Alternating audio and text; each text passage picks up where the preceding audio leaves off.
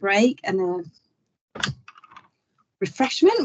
It's my pleasure to introduce our next speaker, Tamana Williams, who is one of the our obstetric. No, she's not. She's a neonatologist at Sheffield Teaching Hospitals at Jessup Wing, and also our neonatal lead now. So she has kindly volunteered to present to us on HIE and the patient experience. And I just felt it was pertinent that Sarah and I felt it was pertinent that we had a talk on HIE, given that we've mentioned it so much that it's beneficial to have this from the parents' perspective, but also from neonatology, so we actually understand a bit more about HIE, because I think for us, Tamara, it's very much the baby goes off and we don't really understand what goes on after that handover, I think. So it'd be really beneficial to have your input today. So thank you so much, and I'll hand over to you.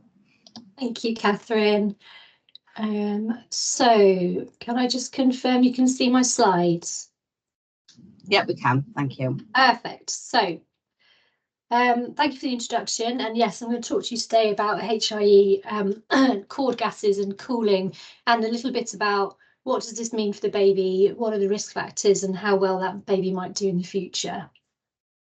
As Catherine said, I'm a consultant neonatologist here in Sheffield, and I've got an interest in neurodevelopment. So I actually meet these babies in clinic and see them for the first 2 years of life if they're discharged home. Why can't I move my slides? Sorry, right, so before we start, just a few disclaimers. This, as you're all aware, is a very emotive topic. Some of you may have experience of birth trauma yourselves. Some of you, a lot of you will have looked after babies with HIE. So please acknowledge those personal experiences. And I apologise for some of the nature of this talk, because it is going to be talking about baby outcomes. As you know, there's a huge variation in the outcomes of these babies that are born and then admitted with HIE. And my disclaimer is, I'm an intensivist, so I see the worst outcomes. That's the nature of my job. So I might focus on those, but I do acknowledge that's because my career is based on seeing the babies who are sickest. So be kind to yourselves during this talk, and I really welcome a lot of discussion and questions at the end. So to start with, what is HIE? What on earth is that? The first answer I get from the junior doctors is it's hypoxic ischemic encephalopathy. Yes, that is what it stands for. But what does it mean? So hypoxia, there's an interruption of the blood supply perinatally in this regard. So pre-delivery, during delivery itself.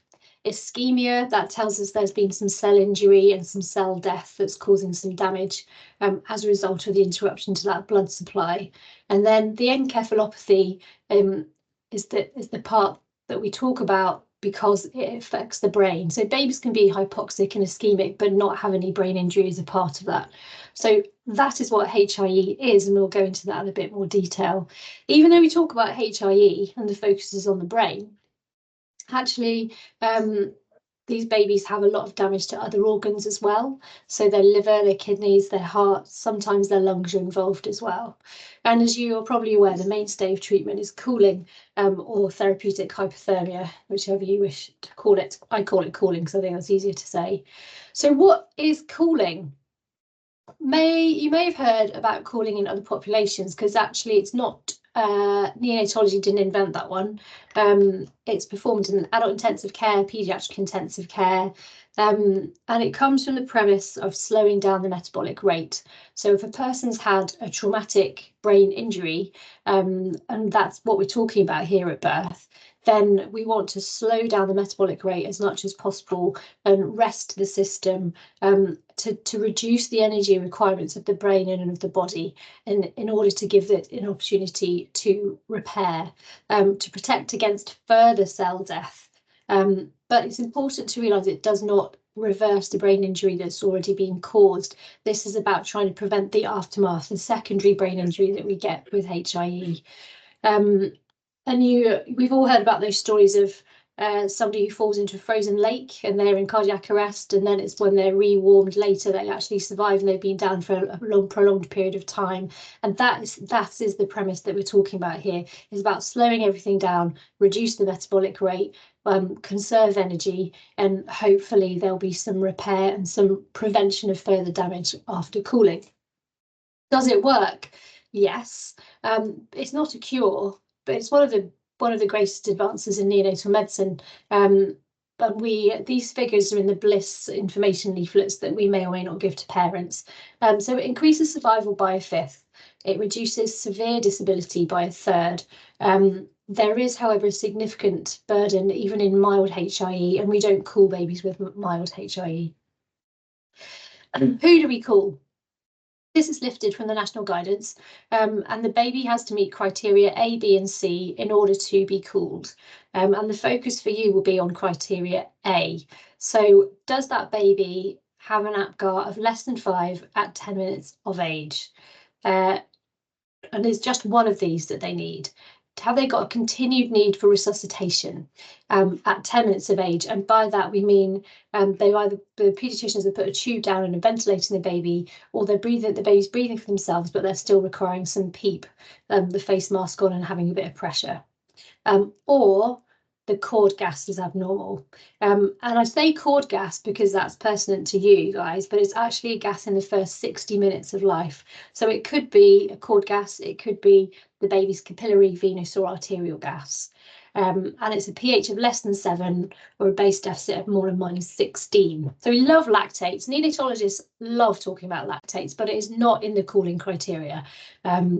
It's relevant, but it's not criteria. So to cool or not to cool, those are that's the first that is the first criteria that we're looking at. But you may have a baby with meconium and PPHN. You might have a cardiac baby who's not oxygenating. There are other reasons for a baby to be hypoxic, and that is why we need other criteria. That's not just the hypoxia and ischemia to make sure that we make the right decision. So the B is for brain. I don't think it's for brain. I call it B for brain. Is the brain affected? So what is the reason for the prolonged resuscitation? Was there a sentinel event? Did she have an abruption? Was there a cord prolapse? Was there a prolonged and sudden fetal brady? But actually, has that had a neurological effect on the baby? And this is where it gets very tricky, because show me a baby at birth who's had prolonged resuscitation, who immediately recovers and sucks and has a good gag, a normal tone within a couple of minutes. So you need serial neurological examination to see if that baby is actually obtunded, if their brain's been affected. And the criteria for that are pretty loose, actually. So it's a reduced conscious level, which in itself is hard to assess, or if they've got abnormal reflexes. Clearly, if they're comatose or they're having seizures, then that's a very clear indicator. And then alongside that, because it's difficult to assess, and because immediately after resuscitation, a baby might not have recovered fully, we have clever brain monitoring, CFM, which is cerebral functioning monitoring, which we place on the baby on the neonatal unit. The CFM it's like an EEG, but much less intense. So it's 3 or 4 leads on the baby's head. And I often find myself reassuring the parents these aren't going into the brain, because you say brain monitoring and they think we're actually poking something into the baby's skull sometimes. They're either pads or they're hair width wires that are placed just underneath the scalp. And then that gives us real-time brain monitoring for that baby. The time to target temperature is 6 hours. So we want to cool this baby down to 33 to 34 degrees. And we want to do that within 6 hours of birth. And that's just important to emphasise, because you'll get the odd paediatrician who gets a bit excited and tries to cool them down in the delivery room.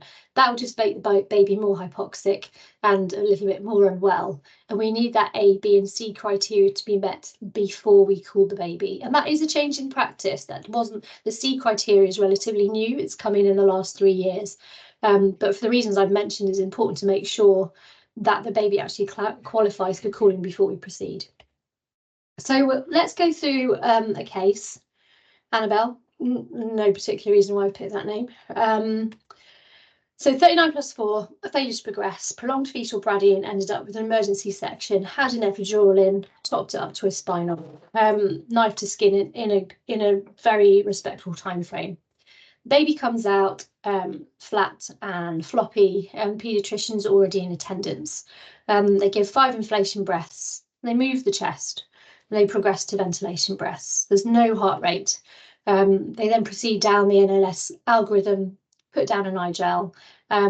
There's still chest there. They've given their 30 seconds of ventilation breaths with good chest movement, no heart rate, and chest compressions are commenced. At 10 minutes of age, the baby is intubated and ventilated. So they put a tube down, carry on ventilating this baby, still no heart rate. And so, you know, more and more people are called. Neonatal nurses are there drawing up the drugs. An emergency UVC is put in, and a dose of adrenaline and bicarb and dextrose is given. And just at the point that we're saying, look, we're not gonna get this baby back, there's a heart rate, and it's over 100 at 17 minutes. Somewhere in this chaos, a midwife passes us a cord gas with a pH of 6.8, a base of -20, and a hemoglobin of 140, which is relevant, isn't it, in terms of has she abrupted? Is there something there that we need to immediately address in the delivery room? So what happens next? Well, we whisk this baby off to the neonatal unit and speak to you at some point in the future, maybe briefly, maybe not at all. Maybe you get a message from another midwife to say this baby's not looking very good. We kind of never see each other again, do we, that day, probably. So what goes on the unit, and what happens to that child from then on in? Provided you're in a tertiary unit, then the baby will be admitted to intensive care. If that baby is in a level 2 or 3 unit, then, sorry, level 1 or 2 unit, they will need to be transferred out. But as I've said, we've got a 6-hour time frame here. Our district general hospitals need to be putting the CFM on, and that is now a requirement, and certainly locally that's happening. And actually, while somebody's trying to refer this baby, the first point is stabilisation, isn't it? So this picture that you can see of this is probably typical of an intensive care area. It's a very old ventilator, but I'll brush past that. You've got this continued need for resuscitation and stabilisation. It might be we've given the adrenaline, the bicarb, we've kick-started the heart, but now we can't pick up a blood pressure on this baby. And the first bit of the admission is reasonably busy and quite chaotic. The baby needs to be weighed so we can give the correct number of doses of drugs. The baby needs to be swabbed. Admission swabs are taken to ensure the baby's not colonised with anything, and then the baby needs to go into the incubator. The brain monitoring needs to go on, but that's not actually the priority to start with. It's about continuing respiratory support. And in Annabelle's case, she's ventilated. So she needs to be connected to the ventilator. She needs a chest x-ray to check where that tube is. She then needs some lines, umbilical lines probably, which means the doctors need to be scrubbed in the incubator. And this can take anywhere between 10 minutes to an hour to put the lines in, and then more x-rays are done. So this whole period of time, the baby is, we're probably passively cooling, so we haven't heated the incubator, but we haven't yet put the cooling mattress on, and we're trying to get the lines in and stabilise the baby. And the baby's usually under a sterile drape during this point, and there's at least 4 members of staff around the child in the incubator. Sometimes we have dad with us, often we don't. And if we do, we have to explain that, you know, your baby's under all these drapes somewhere, but we've got to get on with all of these things. We say it in a nicer way than that. Then we put the brain monitoring on, and we make the decision to cool the baby down to 33 to 34 degrees. And if they're in another centre, that baby would need to be moved out. So along this, at some point, this poor midwife is trying to admit the baby onto the system, and we get 3 or 4 phone calls saying what's the weight and what the APGARs, and you need to do that and need to register the baby, and we keep saying we don't know because all of that other stuff is going on. So at some point we document and actually give you a proper calculation, so please forgive us for that. So admission to the neonatal unit is chaos in the first hour, organised chaos, and there's a lot to be achieved: prescribing, giving the drugs, monitoring, and in the middle of all of that, where is the family? Is the mum in recovery? Is she on labour ward? Where's the dad? And what information can we give them as soon as the baby is born? And the answer to the information is usually not a lot. There are two very broad categories for these babies. Either we've resuscitated them, but they are really sick and we're worried they're not going to survive the next couple of hours, or other, basically, where anything can happen in the next 10 to 2 hours. So in terms of parental communication, what would we be saying to this family? Annabelle needed a lot of help at birth to help her breathe, and she appears to have suffered from a lack of oxygen to the brain. I often say we may never find out why, unless it's very obvious why at the time of birth, because the parents ask us a lot of obstetric questions, and it doesn't matter how many times they say you're not an obstetrician. I mean, Catherine introduced me as an obstetrician. It doesn't matter how many times they say that. Parents want to know, don't they? They want to know. You probably get lots of neonatal questions. We get lots of obstetric questions. And we'd say this is going to be investigated at a later date. The family needs to know that this can result in brain damage initially and ongoing after the injury. And in Annabelle's case, I would be saying that I'm really worried that she's not going to survive. I'm not saying I would give all of this in the first initial conversation, but these are the take-home points that this family needs probably from the start, at the start of their patient journey on the neonatal unit. And she may develop long-term disabilities, including cerebral palsy, and severe learning difficulties if she survives. And cooling babies prevents further damage. It's not curative. So in the middle of all of this, you've got this massive trauma of a baby who's often unexpectedly flat, who needs a lot of resuscitation, and no one knows what's happening. And in an ideal world, we'd have an immediate debrief, a swarm huddle to explore what's just happened. But in practical terms, that's not possible to start with, because you're stabilising the mother and we're stabilising the baby. And there's lots of thoughts going through our minds. What do you tell the family? As midwives looking after the mum, what are you going to tell her? I'm overwhelmingly tempted to be reassuring, because it's human nature, isn't it? To say it's going to be fine, they'll be okay, they're in the right place. And it's really hard to know what to say, which is why sometimes these kind of statements, might give you a guide. And there is the Bliss website has got a lot of information about that. I'm not suggesting you prognosticate, but just, she needs a lot of help with her breathing, she's on intensive care, she's suffered some lack of oxygen to the brain, and we need to see how she is in the first 72 hours are critical. Why is the cord gas so bad? Don't know, can't address that now. That is the key here. Everyone gets very anxious, don't they, when we've got an unexpected bad outcome to start with. And I think it's important to just document clearly and investigate that later, instead of trying to look for a reason. Whatever the cause, that is not going to help the baby at that point in time, apart from the HB, and we will measure that on admission. So apart from that, it's about supporting your team, but saying we'll explore the rest later. Again, with these, should we have delivered sooner? We don't ever address that with the parents, and it's another question for later on. Will the baby be okay? You've got to be deliberately vague in your answer to that, because actually the cooling period is a stabilising period in a preventative secondary injury period, and we do not know.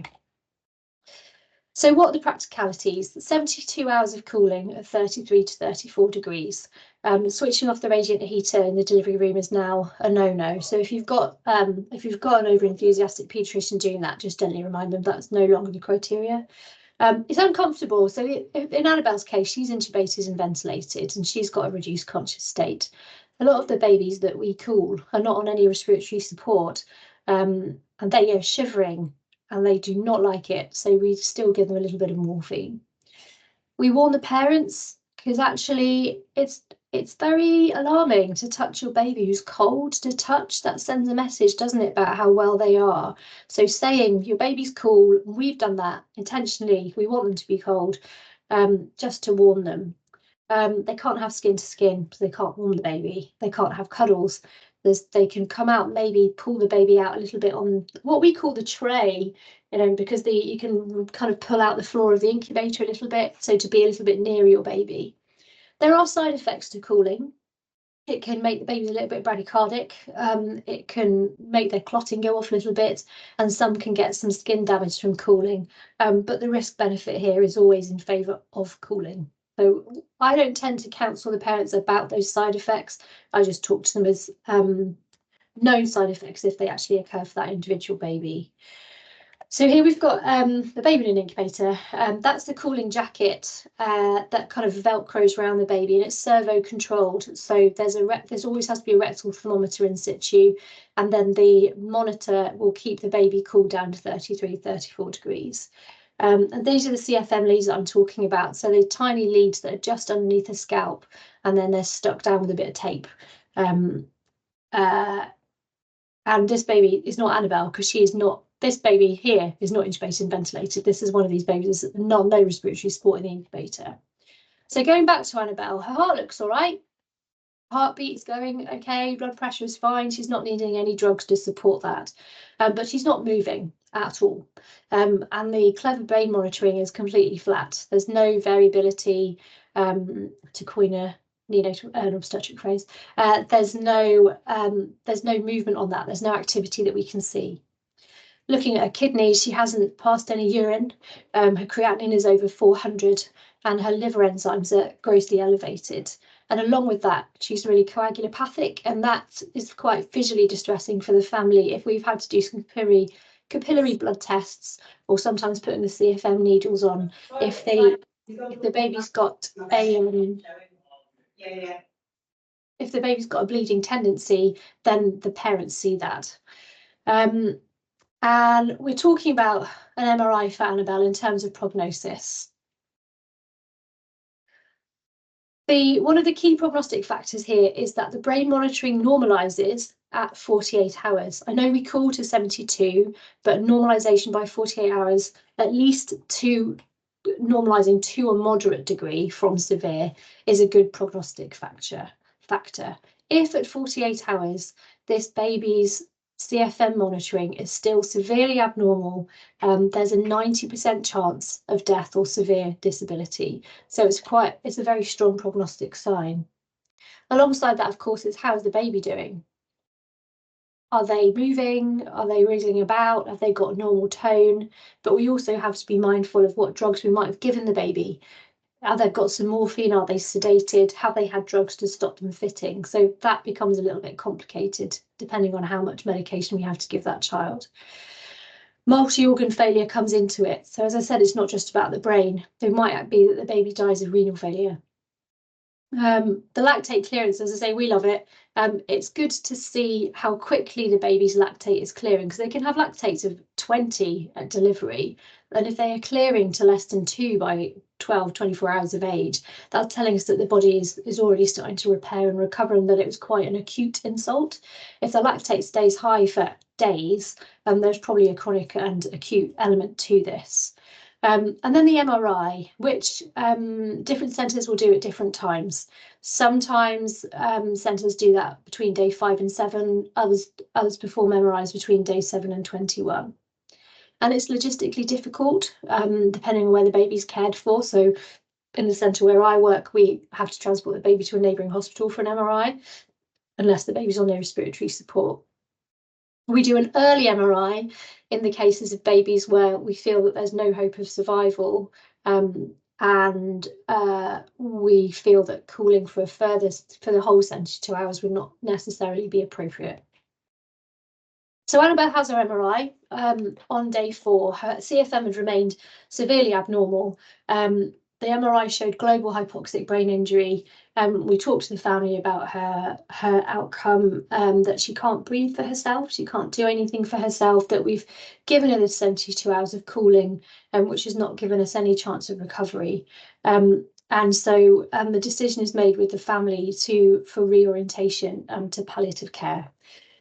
Somewhere in the midst of this, at some point later, we talk about the PMRT process and the MNSI investigation. Now, this is a quote from the Bliss leaflet, and this is a quote from a parent.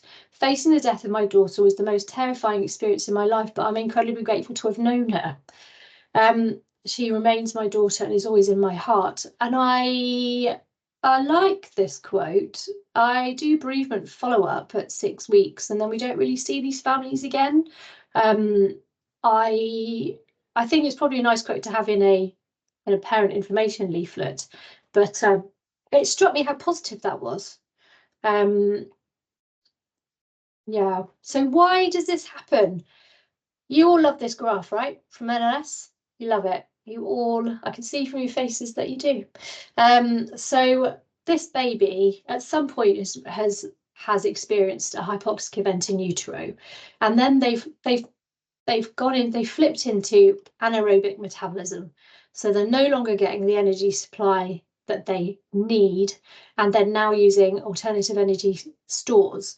But as a byproduct of that, their lactic acid levels are going to go up.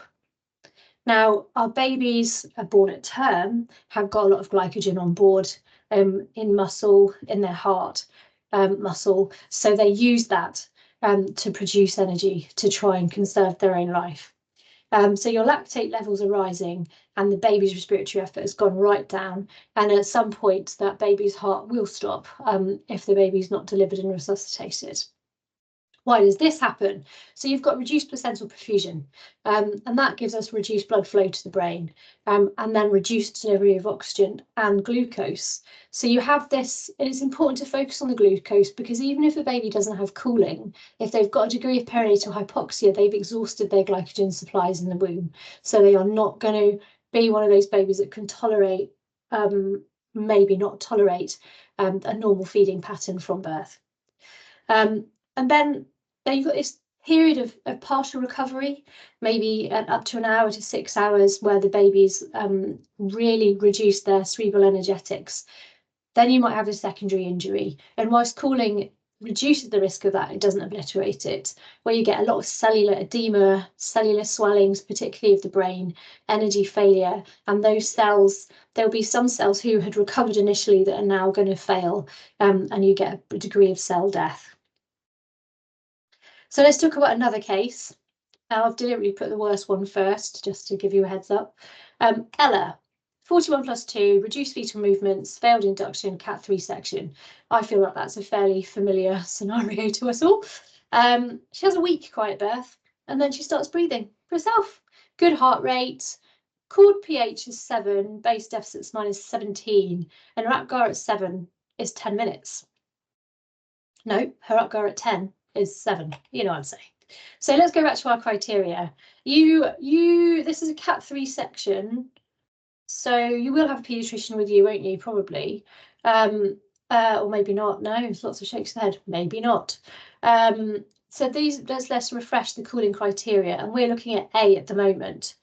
So if I take you back a slide, this baby's got an APGAR of 7 at 10 minutes. That's not less than 5, and the cord pH is 7. The base is -17. So she has fulfilled an A criteria there, okay? So the APGAR is all right. She's not needing continued resuscitation, but the cord gas meets the A criteria. So what else do you now need to know? You need to know her B criteria. So is she neurologically normal or abnormal? And if she's normal and she's crying, she's got a good suck and a good gag, and that's all fine, and everything else is okay, stay with mum. But she needs serial neurological examination because things can worsen. If it's abnormal at that stage, then she needs admission to the neonatal unit. So even though we've not got a baby here who's had prolonged resuscitation, who's crying, if they're obtunded and they've got some abnormal neurology, they need to be admitted, and then they need to go on. They need to have their brain monitoring, and if that's abnormal, then they need to be cooled. Ella is not on respiratory support. She's absolutely fuming about being cooled to 33 degrees and not being fed. She's on a bit of morphine and we're measuring her blood sugars. On the feeding issue, we would strongly encourage the mum to express, and we might give a bit of trophic feed, so just 10 meals per kilo per day, a very small amount to start with during the feeding time, because the body is going to protect the brain and the heart preferentially, which means the blood-gut supply might not be great. So it might give a little bit of priming feed to that baby and then start more feeds after the 72 hours. So as we progress at 48 hours of age, the brain monitoring is normal, which, as you know now, is a really good prognostic sign. Her urine output is good. She's weeing, her kidneys are working. She's absolutely wild because she's freezing. But we often get people, I often have the registrars telling me these babies have got increased tone. I mean, I'd have increased tone if I was cooled to 33 degrees with no blanket. So it's a little bit difficult to assess that one. The MRI shows a small subdural. This is also not that unusual. It's a bit like the genetic tests. So you want to know if the baby's got a trisomy, but it comes back with some weirdy-beardy deletion somewhere else instead. So we're asking a question, has this baby got a brain injury? And the MRI might come back with something else. So it's important to counsel the parents up from our point of view and say, look, we're looking for brain damage. We might get something else in there, and we don't know what that means. It will probably go in time. The baby goes home breastfeeding, and that in itself is an excellent sign that the baby can orally feed. That tells us a lot about the baby's neurology.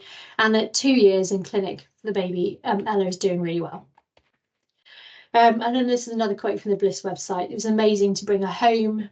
After 11 days in the hospital, we were so grateful. I think the cooling treatment is fantastic. So that's a severe one and a kind of reasonably clear-cut but mild case. So let me take you to Billy. Term, forceps delivery, cord around the neck 3 times. No resuscitation. So, you know, paediatrician is like in the corner somewhere, baby's crying, goes to skin, wave bye-bye to the paediatrician, off they go. Then you see the cord gas and say, oh shit, pH at 6.9. But we've just been on this fetal monitoring conference. The baby looks fine. Do you need to call a paediatrician? Do you? Don't you? You do, because you've still met a criteria here. You've still got a baby who has got a good APGAR, who did not need resuscitation, but you've reached an A criteria. So you need somebody else to make that decision. So call the paediatrician back, and if they say no, call them back again, and if they say no, call their senior. And that baby needs a serial neurological examination. The risk isn't high, is it? Because the baby's come out, it was probably that you've delivered that baby just in the nick of time. However, the baby needs serial neurological examination at 1 hour, 2 hours, and then 4 and 6. If the neurology is abnormal, the baby needs to be admitted. If the neurology is normal, stay with the mum, but need to monitor the blood sugars. And that's in line with the BAPM guidance, our hypoglycemia national guidance.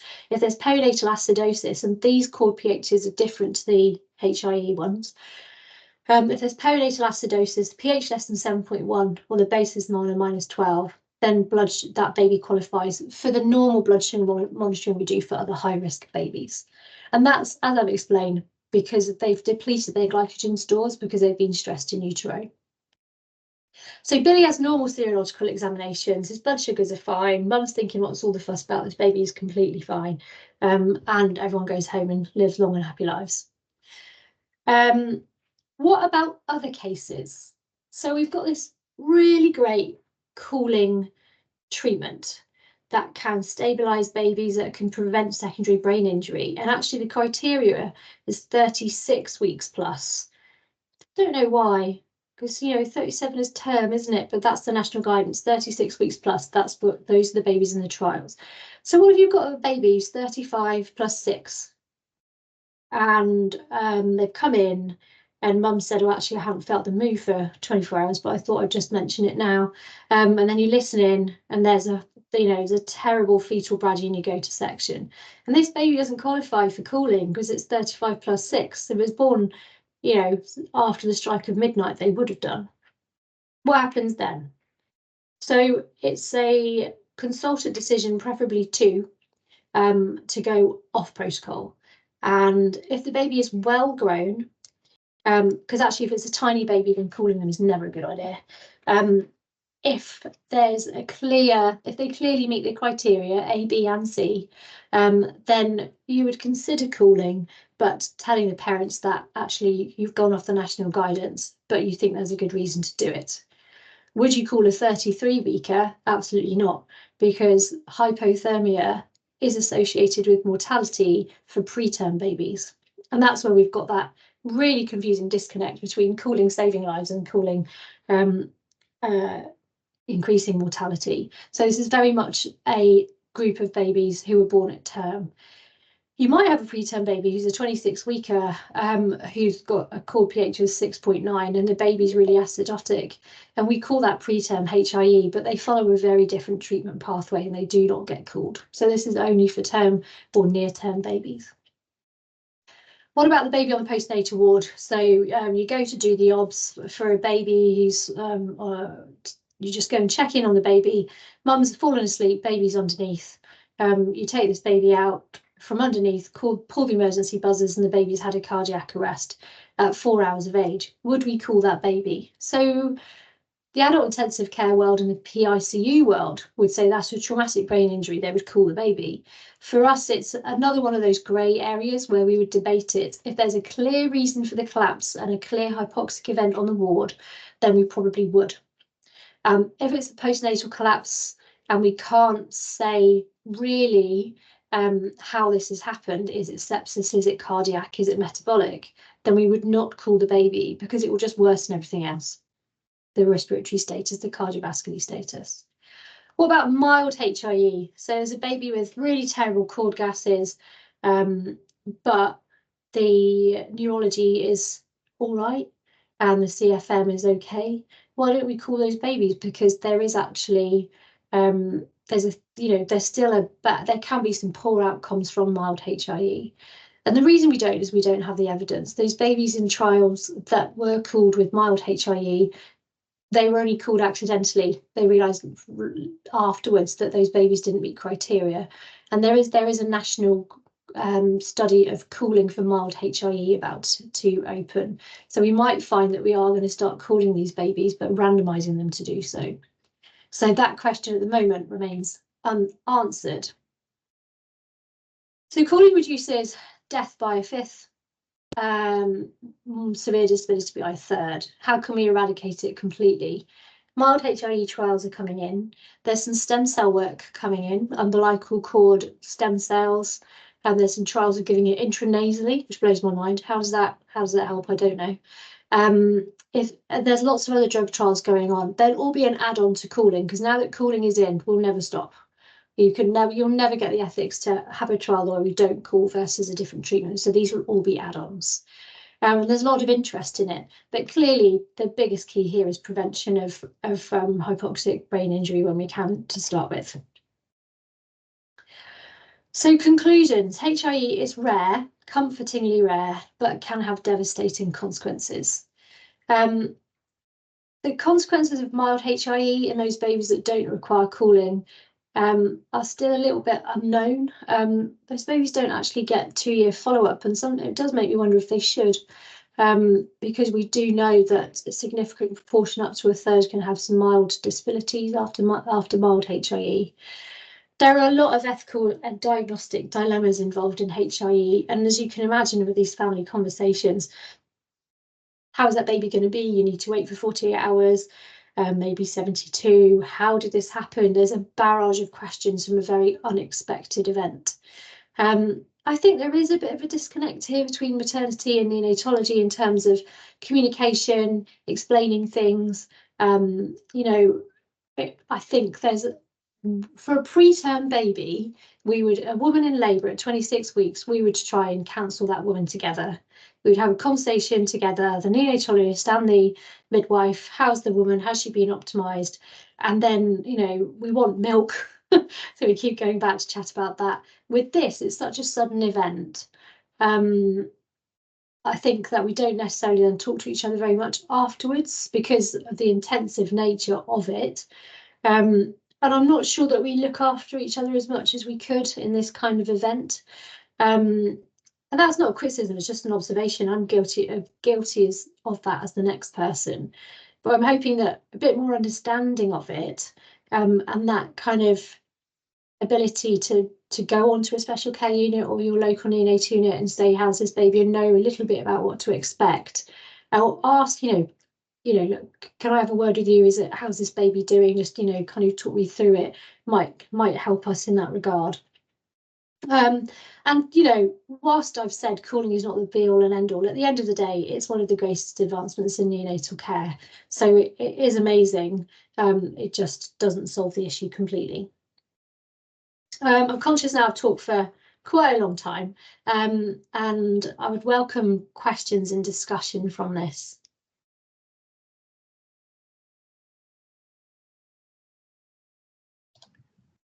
Thank you, Tamana. A few hands have flown up there and the chat's been quite busy. So Tammy's put something in the chat as well. So I'm going to invite you first, Tammy, to share your reflections. Thank you. You're on mute, I think. Was it just me? No, I can't hear her either. Can't hear you, Tammy. No. Shall I read out what you've written, what you've typed? So, no. Yes. No. Okay, great. Brilliant presentation. Thank you for that. And I hope I'm not the only one in saying that, we all know that babies go to the unit and become stabilised, but actually I never really, and I feel really bad for saying it, I just never really thought about what actually happens when they get to the unit and all that that's going on. And you're right, we ring down as the midwife because we need to complete that little bit on the system that won't allow us to generate the NHS number that you're going to need for everything, and you're trying to stabilise this baby. So it's really insightful to see exactly what goes on.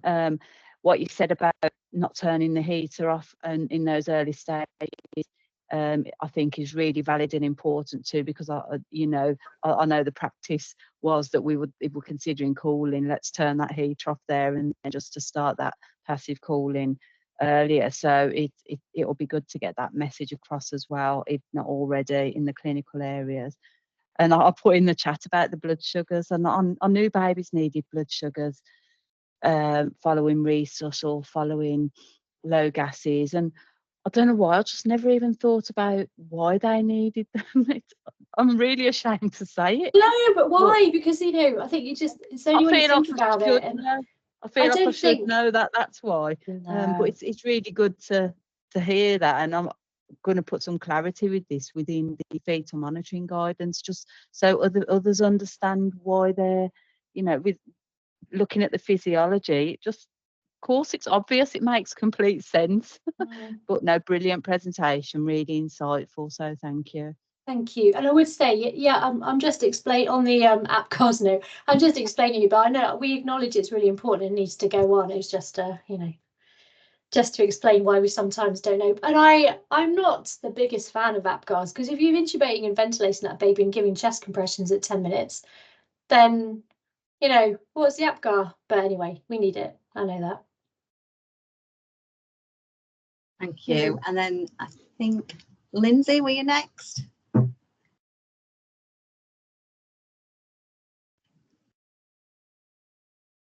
There's Lindsay. If you're speaking, you're on mute.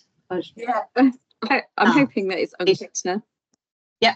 Really well. It was just a quick one to say there's often, I don't think, much known about staff follow-up and like the stress disorder that can be linked with these traumatic outcomes. And I wondered if there's anyone on the call that has like a follow-up in place for the staff, because you're very right. I do feel like once it's left maternity and obstetric care, it goes over to neonates, and then there's no follow-up for the staff that were involved in how well that baby's doing, because we all know that they'll get, in a couple of years' time, they should also receive another paediatrician that does a follow-up on them. But then does that get relayed back to the people that actually cared for them? And particularly the ones that I feel it's more the doctors that move around from different trusts. How do we keep communicating with them so that they're not, it doesn't, kind of it will affect our practice in ways that we subconsciously aren't thinking that it is, but it will. And then if we don't have the closure from it, we're just carrying that trauma around with us. And I just thought if there is a trust on this call that has something that they've got that's really good, whether they could share it. And then the other one is if there's any thought process or anyone's looked into the partners watching the resuscitation of a baby and early invitation into the neonatal unit, because I totally get the baby needs to be stabilized and you've got a lot of people around your baby that needs to have it. But I'm sure there was one of my consultant obstetricians was talking to me about the trauma that they have. It's actually less if you actually watch the process of it happening. And it seems like in like A&E and stuff, they involve them a lot earlier with adults, but we're less inclined to do it with babies. Yeah, I think that's a really good point. And actually, yeah, I mean, we would invite the dad to come, or the partner, the birthing partner. Often we find they want to stay with the mum, or they want to know how the mum is to start with. But we just try and prepare them as we're going down the corridor. There are 5 babies in this room. There is a lot of monitoring. I'm really sorry you won't be able to actually see or touch your baby to start with. But come in, or maybe we can take a quick photo. And Lindsay, I completely agree with you about being there and present for resuscitations. And actually in Sheffield, we used to have a separate resuscitation room. So if the baby needed resuscitation, they would leave theatres.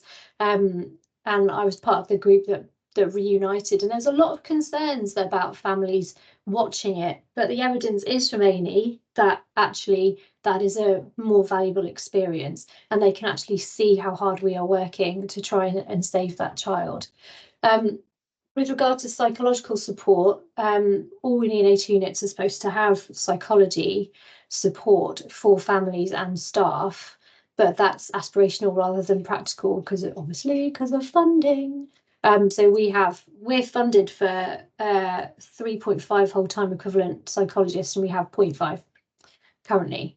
And I think that your point about closure and follow-up is really important, and particularly for our rotational doctors.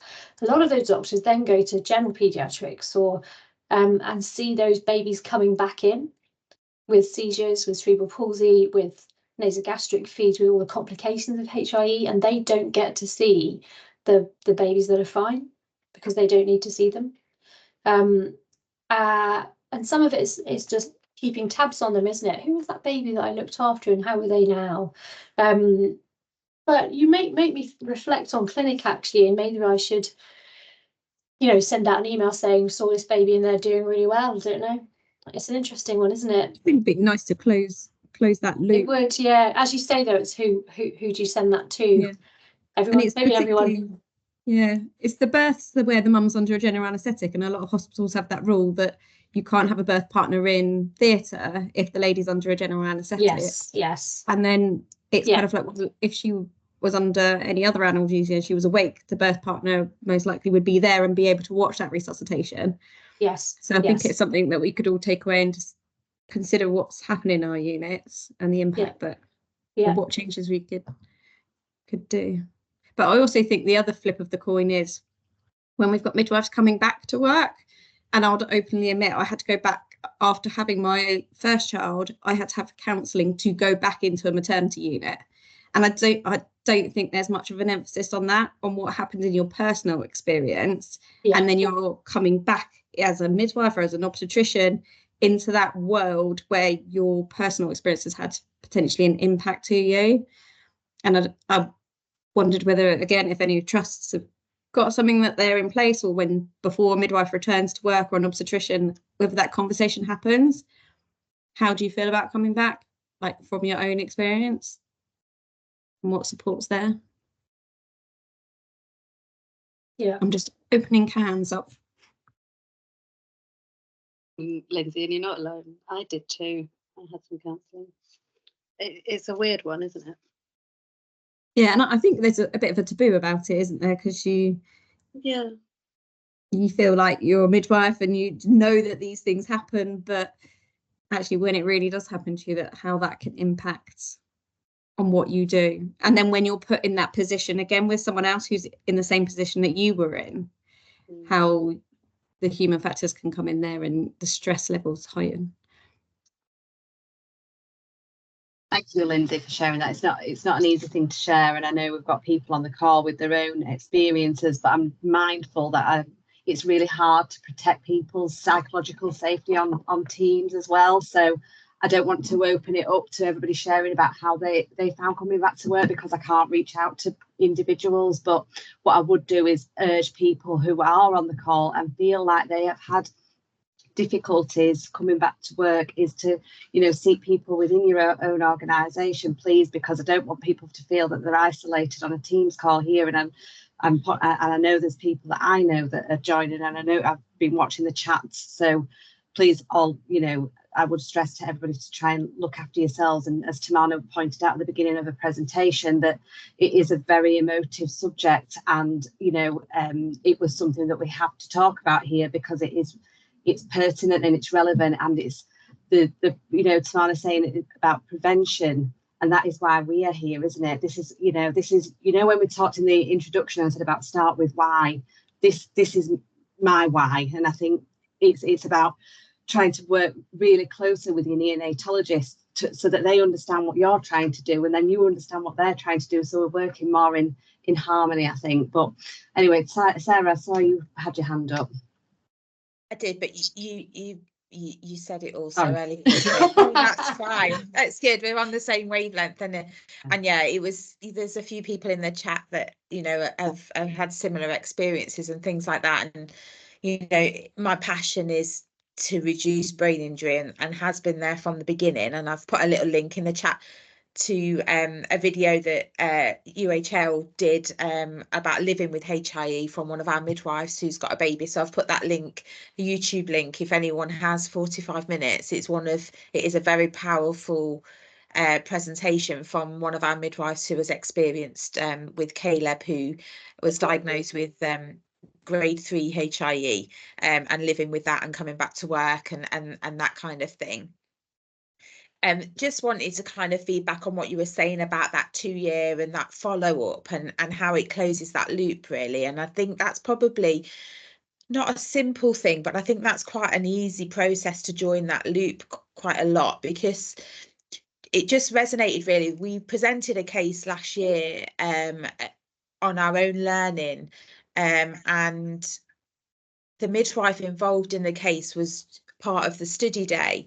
And what really helped that midwife, although obviously there wasn't, the baby was diagnosed with having a brain injury, one of the obstetricians was actually on the call who said, however, this lady has since had a baby, and I've met this baby, and it was running around the room, and that closure for that midwife at that moment was really important. And I think that's probably a real simple quick fix, Tamana, if we can link with our neonatologist for those appointments, to just link back with the people that were involved in the care.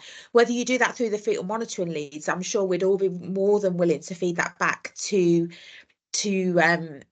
our staff, even if they've moved on, trying to find out where they've go, because I do think from a clinical point of view, it's really important that we close that loop, because it does stay with you for the whole of your career. I'm not saying that we can move on, because I don't think we ever can, but it will make us realise that actually, you know, some babies do come out the other side of this, and not all babies pass away, or not all babies are severely brain injured, that kind of thing. So that was just kind of my feedback, really. It was just to say that I think that's a real quick win that we could all do as a result of today if we go back to our neonatologists.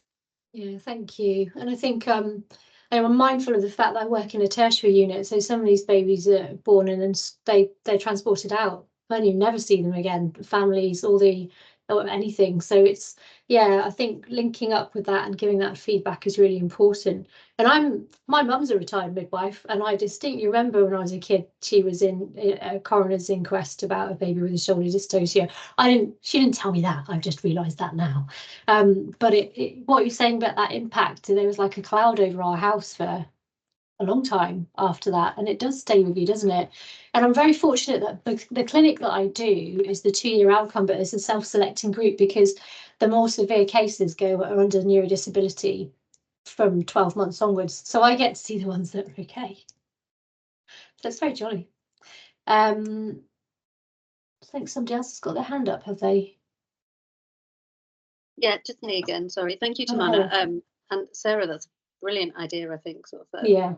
incorporation. I have actually, as an obstetrician, I'm tertiary as well at Manchester. I have been approached by our AMPs about they want fetal monitoring training for their AMP group. And at the moment, we're kind of struggling to kind of coordinate it because everywhere's so busy. But I just wondered, and it might be something to take back to a national meeting monthly thing, but is there anyone else that does that? And how does that work? Because obviously, you know, it's sort of the flip of what you've done just now, Tamana, and sort of helping from a neonatal point of view for them to see from what we're doing. It's interesting. I mean, do they want to learn how to interpret, or do they want? No, they just want to have a better understanding of what we're seeing. Yeah. And therefore, when they're called, Yes. what they're coming into. Yeah. But I think sometimes some of that is very much hinged on the understanding of the background of otherwise a piece of paper with two squiggly lines. I think certainly from personal experience here at the Jessup Wing, we have an obstetric huddle, which I'm rebranding as a perinatal huddle each morning, where the neonatologist comes across to labour ward for a handover, to attend handover. And for me, the usefulness is in interpreting what it is they're talking about. And I think that's the important bit at delivery. I would think would be a session about what do these things mean? Variation, variability, STV, meet, do they meet or not meet? Meet who is Dawes Redmond? You know, like we don't what we're talking about. You know, I hang around after huddle and say, I think it's exactly that. And we have interestingly just started doing that. Our neonatologists have just started. Right. Yeah. Interestingly, they don't come to the night handover because we're resident. Yeah, I go because I don't understand why you wouldn't go in the morning and not at night. But anyway, that's another issue. But I think for me, I think a session about understanding, because it's a very quick handover, isn't it? In the same way that we give information that's probably completely indecipherable, it's the other way as well. It's knowing how worried you are, because it's either, for us, it's either a GA fetal bradding or you can't hear the FH, or it's something else. That's all we know. Well, I don't know. And the number, I cannot tell you the number of times somebody's shown me a CTG. And I do not know why they're showing. And then I try to have like a really, look, I don't know what it is. I've no idea. I feel like that with ECGs. But yeah, I think a session about terminology and what that means would be really helpful. Oh, lovely, thank you. Thank you. And I think, Tamana, what we do well here at Jessup's, I think, is having Emma Sherwood, our neonatal consultant nurse. She joins our fetal monitoring study day. Yes. To talk about what HIE is and what the treatment involves. So, you know, that makes a real difference for the midwives and the obstetricians in the room. But putting it back the other way is something maybe we can hook up with and on and talk about. But Tammy's driving.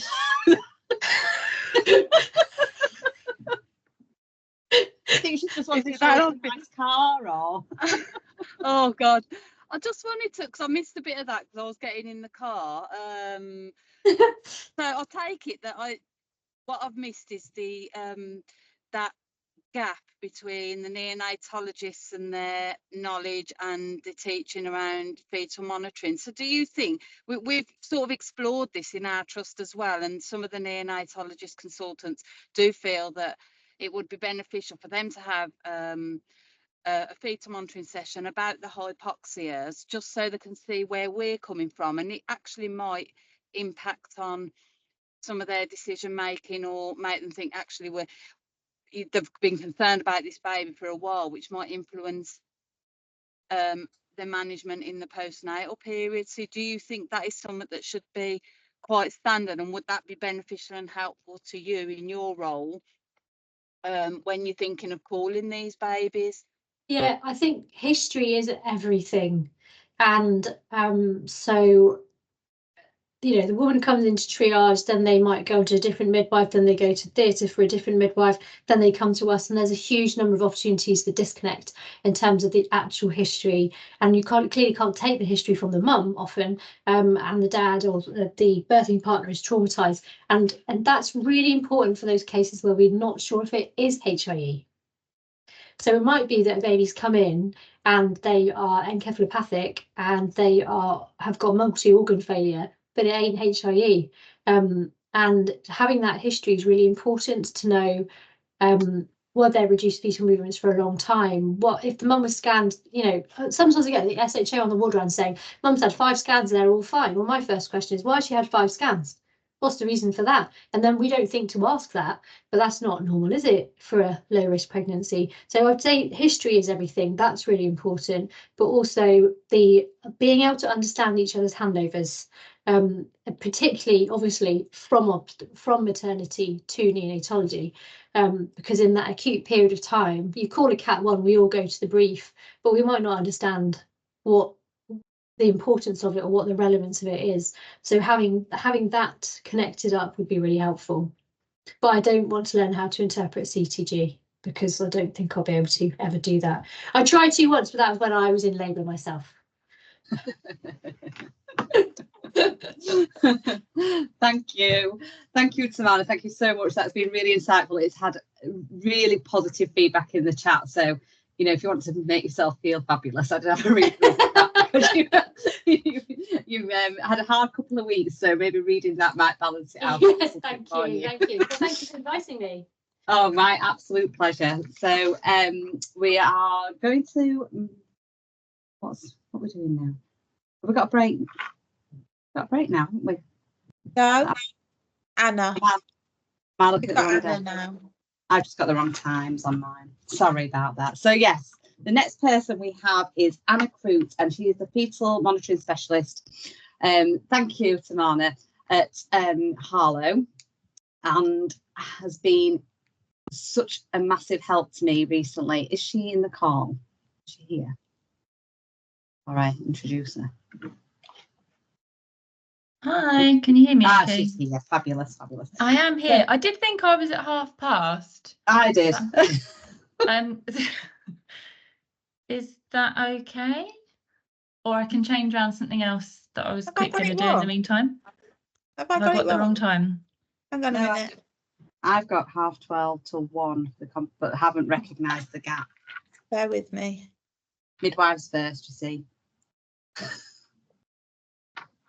Just getting the thing up. It's not loading.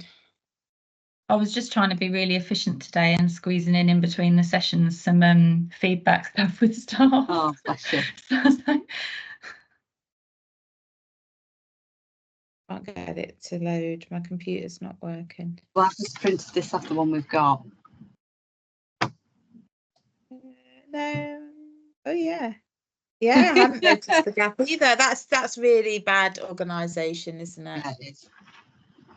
But you know, no such thing as failure. First attempt in Sorry. learning. That's what it is. Anna, what do you want to do? Do you want to do you need half an hour and I'll come back, or are you ready to go? It's up to you. is that okay? Just because I think if we stick to the programme that was on, and then I'll quick whiz and do that and then come back if that's what my colleagues and stuff and other people had. Sorry to be a pain to everyone, but No, it's not a problem at all. So I can fill a gap. If you want to fill a gap, I can do a quick presentation that we do on our fetal monitoring study day about oversight of recognising loss of contact on a CTG. What do you think, Sarah? I can just do a quick Yeah, fill the gap. Why not? Shall I fill? Right, this is what you call ad-libbing. Don't everybody log off now, because I'm really not robust enough to take that kind of criticism. Bear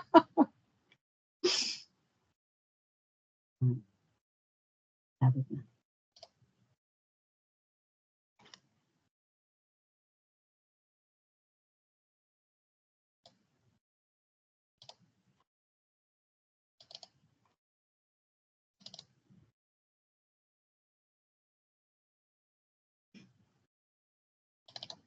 To figure out which case it is now, because I can't quite remember. Can't promise this is the right one, so just give me a sec.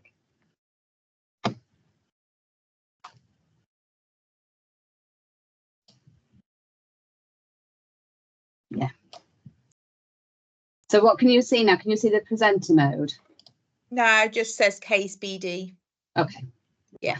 Okay, so I've got 26 minutes. So this is a case we share on our fetal monitoring study day towards the end of the day. So this is the situation. So this woman is in spontaneous labour. She's transferred to labour ward from our maternity assessment centre. Her cervix is 3 centimetres dilated, very, very uncomfortable and very distressed. There's an early from the documentation, it's noted early deceleration noted on CTG by midwife in MAC, and CTG is described as reactive. So this helps us when we're talking on our study today about using the correct terminology. So the background, Gravida 3 para 1, she's 39 weeks. She's a previous section at 6 centimetres dilated. It depends which documentation you read as to whether that was slow progress in labour or whether it was because of a pathological CTG. This time she'd opted for VBAC and had counselling as appropriate. Now, I don't know if in your units you use the deprivation score, but some will and some won't. But because this woman was booked in area, her deprivation index was 1. It goes from 1 to 10, with 1 being the most deprived you can be to 10 being the least deprived you can be. So this woman had a deprivation index of 1, and her ethnicity had been noted as other. But from doing a deeper dive into the record, she was a Black African woman. So on assessment, the CTG was ongoing, but it wasn't recording the fetal heart well. Her Muse was 0 in triage, MAC, and she was rhesus positive, no known allergies. She appeared to be transitional and she reported rectal pressure. So the midwife's plan in the room had been for appropriate analgesia. She wanted to be able to put an FSE on because of loss of contact. She was obviously going to have to do a VE to do that, and it was about whether she was going to assess progress at that time or she was just putting an FSE on, and for intrapartum care as per guidance. So this was the CTG in MAC. So this was what was talked about. So we would just talk about, this just gives me the opportunity to talk about early decelerations being actually uncommon, and particularly that they are usually mirror the uterine contraction and often secondary to head compression in the late second stage.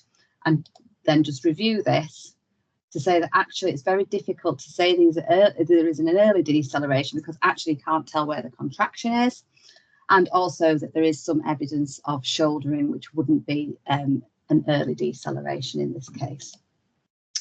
I'm just talking about the contractions. And then on labour ward, you can see here that they want to put an FSE on. And then this was from the start, this is from her coming into maternity assessment right up to where I've just said on labour ward. So you can see there's about 35 minutes of CTG. I'll ask Sarah if you keep an eye on the chat for me, that'd be great. Or if people just want to shout out any thoughts, I think we've got a bit of time to fill, so don't mind stopping to have a conversation about that. Catherine, Loss of sorry. contact. Yeah, lots of loss of contact, yeah. And possible hyperstimulation, I would say. It looks potentially like a subacute hypoxia, but it's difficult to say, isn't it? Because the contact is not great. That would be my thoughts about this. And I think the plan's good for an FSC, and focusing on really trying to monitor this baby effectively was a good plan. Lovely. Thank you. Smiksha? Yeah, I agree with everything Natalie just said.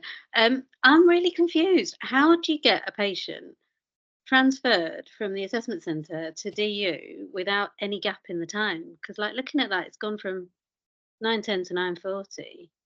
So she was transferred with the CTG in situ. Oh. So she, I don't know whether she walked or went on the bed. I think she was very distressed. So that she was probably assessed on the bed and they've moved the bed, but they've moved it with that. So so they were concerned about this CTG, so they kept it on. And similarly, when we call a Cat 1 or a Cat 2 section, we also transfer to labour ward with the CTG in situ. which is when you've got multiple doors and whatever, it is a bit of a, it requires a teamwork approach. I think that's fab. I also then confused, because if they're worried about it, why did they call it reactive? Because that would suggest. And I think, you know, and I think bearing in mind that people like to go for normal, don't they? People, but actually sometimes what we write is not necessarily what we're thinking. You see it all the time, don't you? My favourite is when I'm doing a fresh eyes audit, and when, you know, when I'm thinking, it has there been a teach or treat approach here? And actually, if the midwife has escalated to the doctor that she thinks this CTG is pathological, and the doctor comes in and says, oh no, I think it's probably suspicious, let's give it another 20 minutes.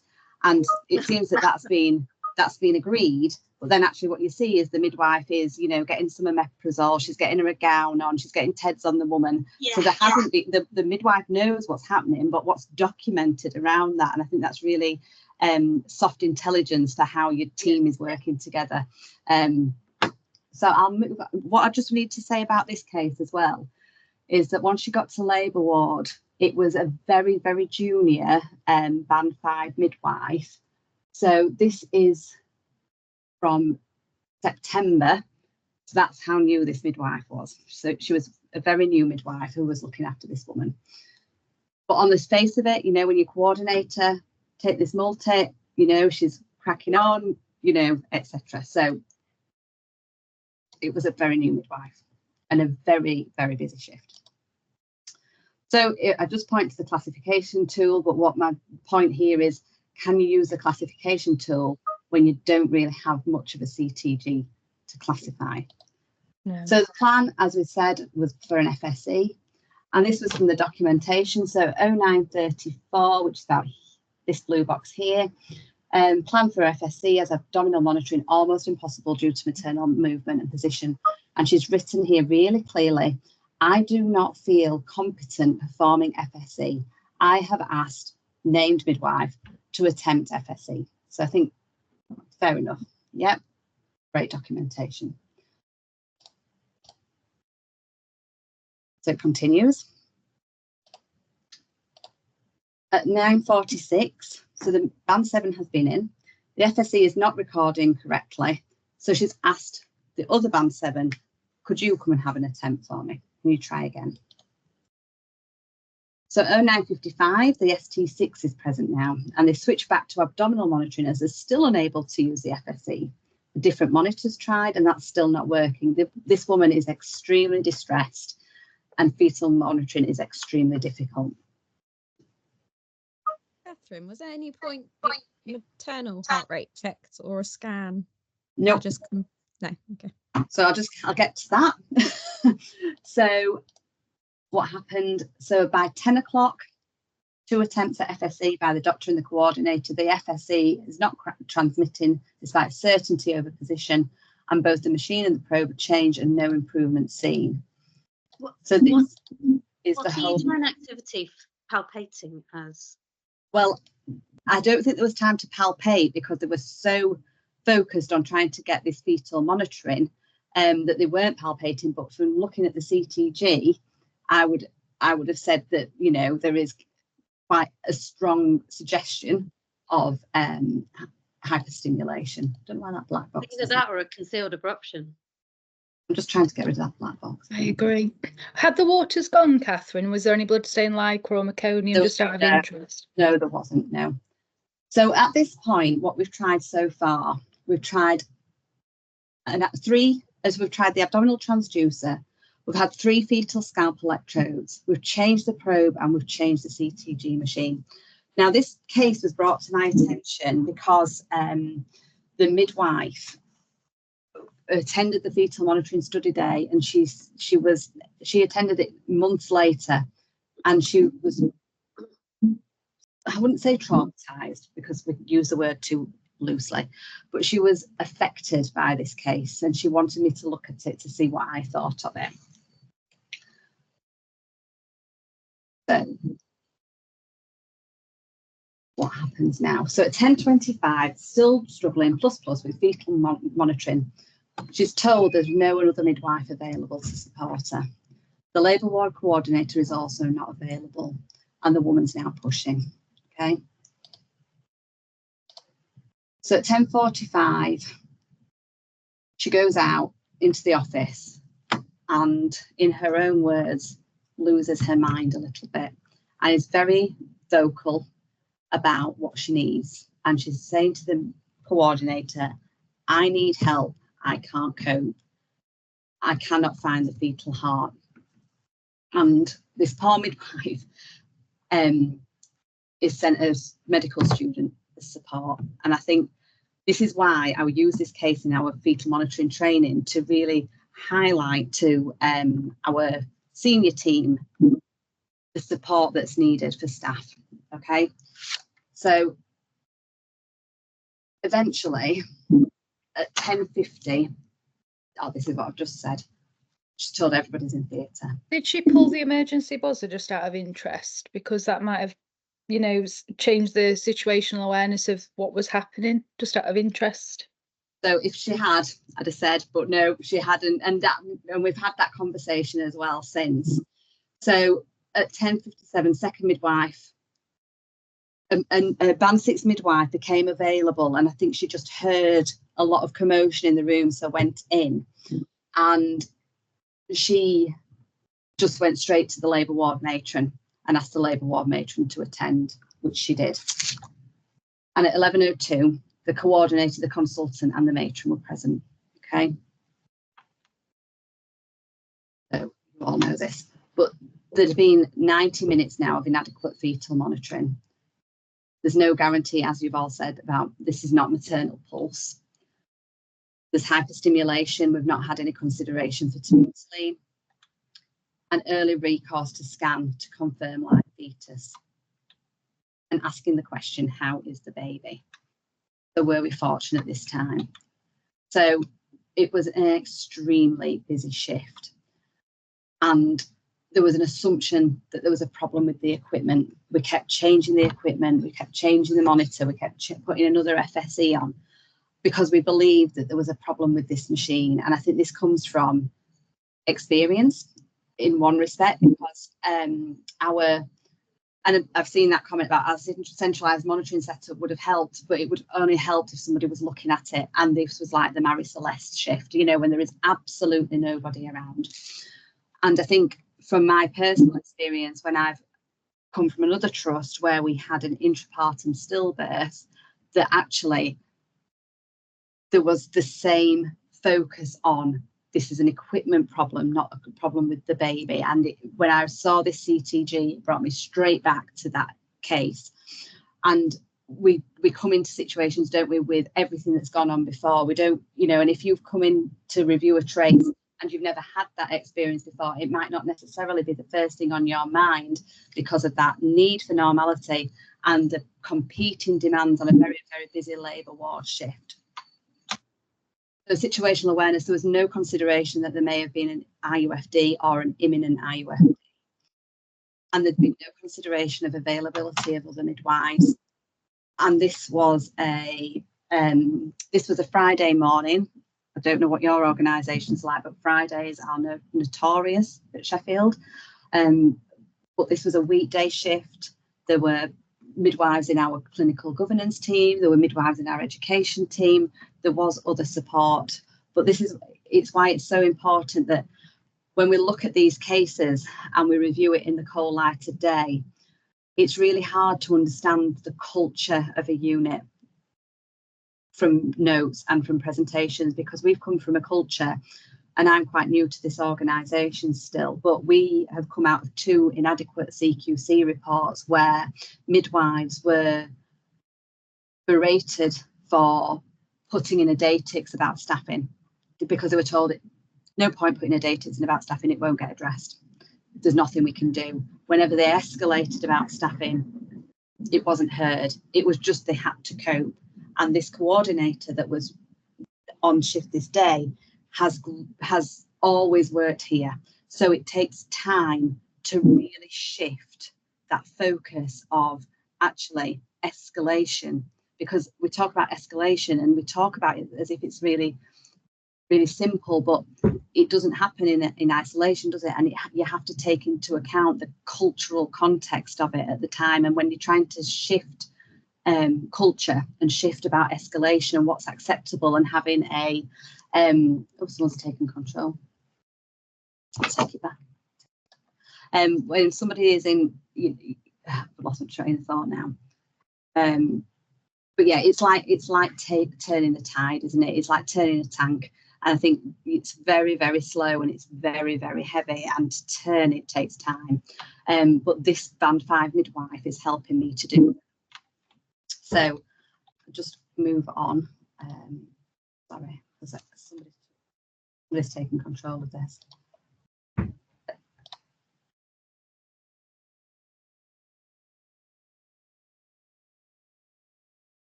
I'll click on to the next. There's another thing that comes up here that shows the acuity, but for some reason, oh, there was no consideration of rupture as a cause in this case, or abruption, as has been said, and this was just to show the acuity. So this was about 10 o'clock, and we were like 3 midwives down on shift. So actually, that should have prompted an escalation as well.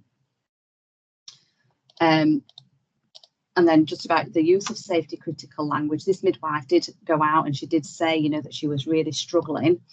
The feeling of not being heard was palpable from this midwife, and the impact of that on her psychological safety, and particularly when we talk about psychological safety, and there's numerous aspects of psychological safety. This was about her shared purpose and her feeling of being included, because her purpose and her goal was, you know, to monitor this baby. But actually, did we all have that shared purpose that actually this was a obstetric emergency that was actually happening, but nobody actually declared it? So just to talk about teach or treat, so the senior midwife felt able to ask the consultant. So when that senior Band 6 midwife came in, when the matron came in, she went straight to find the consultant. I think she just bleeped her and asked her to come when there was no senior midwifery support.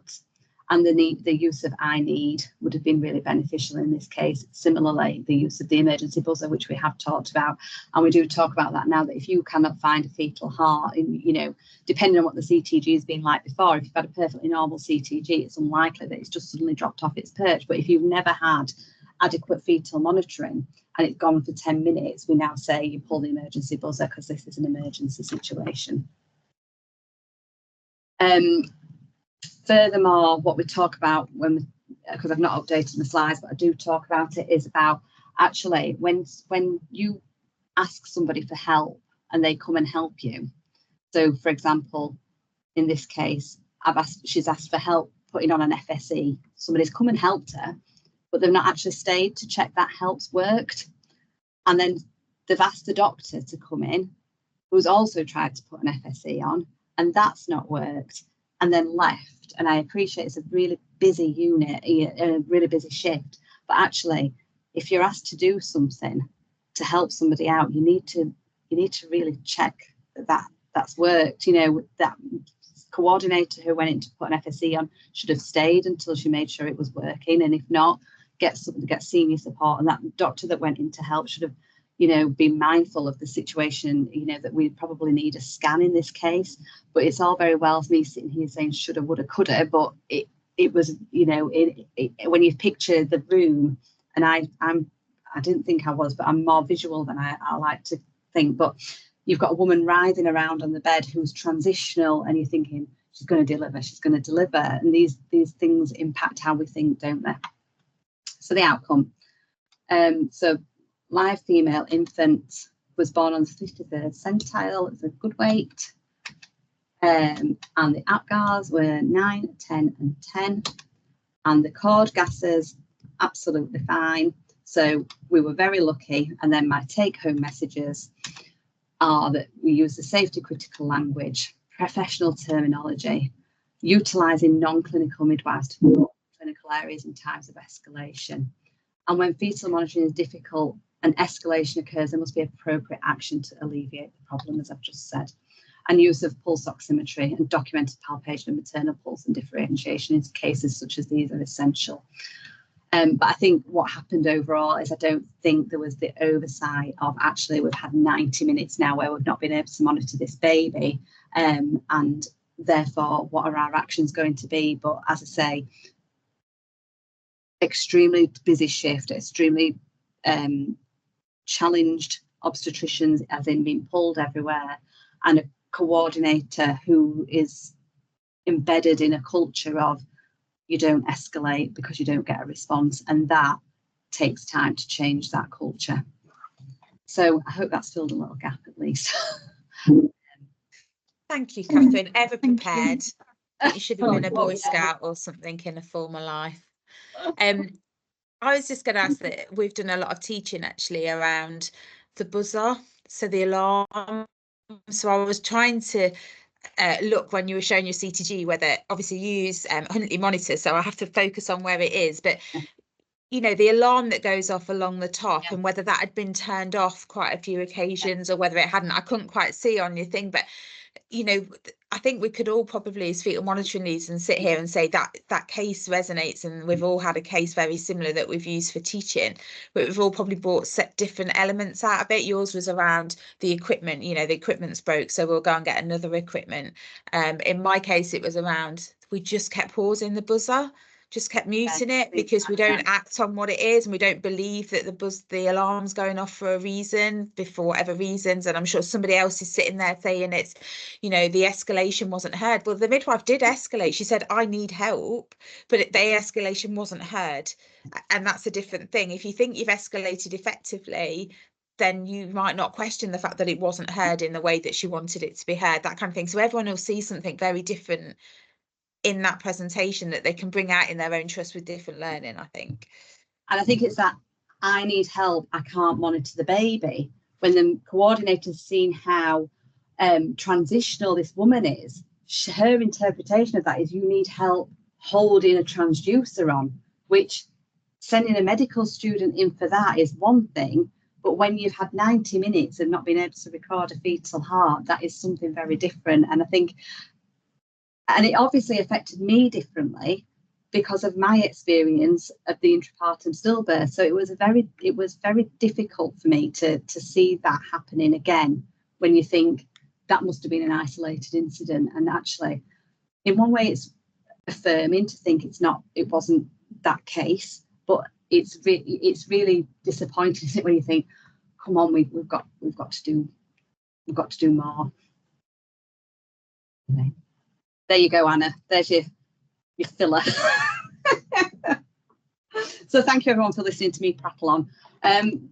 It's my absolute pleasure to introduce Anna Croot now, who came to my rescue about a month ago, maybe more. She offered to come to my rescue about 18 months ago, but it took me that long to actually take her up on the offer. So we launched in Sheffield our fetal monitoring online study day, and then moved towards our own competency assessment document, which we had on paper.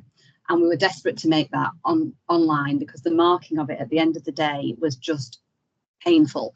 And Anna has offered her help with how she set it up. And I was telling Sarah how invaluable a contribution that was. So Sarah was like, well, let's get her on Monitoring May. So we sought you out, Anna, and thank you for being here today. I'm sure we'll all benefit from your experience.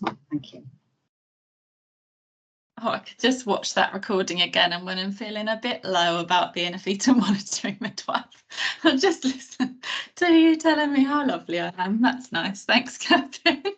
But again, I feel like you set me up a little bit here, like for some like revolutionary presentation, and hopefully it is helpful for everyone. But it did get me thinking when you asked me to do the presentation, and we were just sort of revamping our assessment as well, because we'd done the same thing you know, for a year, and how we're going to redo our competency assessment. Not that I think anyone would really notice if I did the same assessment again year on year, because it's me that's looking at it day in, day out. For them, obviously, you know, you've got a year in between undertaking it. But it did get me to thinking a bit more about competency assessments and why do we do them? So my presentation took a bit of a turn, but hopefully it will still be practical and helpful to everyone. So I'm just going to share my screen, and hopefully that works for what I'm after.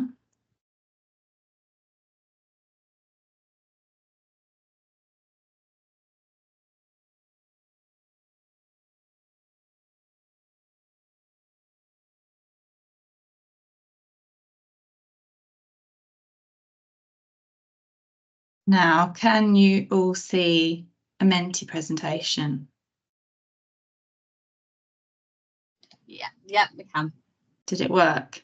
Okay. Hopefully this works, because I'm going to ask people if they can to either scan the QR code on the screen, or you can use the code at menti.com that's along the top. So if you've got the app, you can use the app, or you can go on a browser on your phone and just type in the 79666943, and it should bring you into the presentation. So it's a bit more interactive, because I thought, why not take advantage of all these people being here and get some opinions? So hopefully it lets you get in. But yeah, so as Catherine said, I'm Anna. I'm fetal monitoring specialist midwife at the Princess Alexandra NHS Trust in Harlow, and we're going to talk a little bit about competency assessments and how to make them worthwhile. Just looking at what we're doing with it. So hopefully this will work. Oh, there's just another QR code option. Has anyone managed to get into it? Just to, yeah, I can only see Catherine's face on my Teams in the corner. But hopefully someone's got, because I can't see like hands up. You're right. Okay, cool. Perfect. So this is just because I just thought it's going to kind of help when we're looking at what everyone's opinion is on a competency assessment and how helpful it is. If you could just put in kind of, and I think I've said it, that you can put more than one option, because it might be that you're in a regional role, but you also have a site that you come into and do some work there. It might be that you're in governance, but you're pulled to the ward and you work clinically, and et cetera, et cetera. So if you could just kind of fill in where the type of areas that you work. And I'm sure I've forgotten an area, and we use this Menti on our fetal monitoring study days, and I'm always mindful that there'll be someone that I've missed off, and I don't want them to feel left out of it. But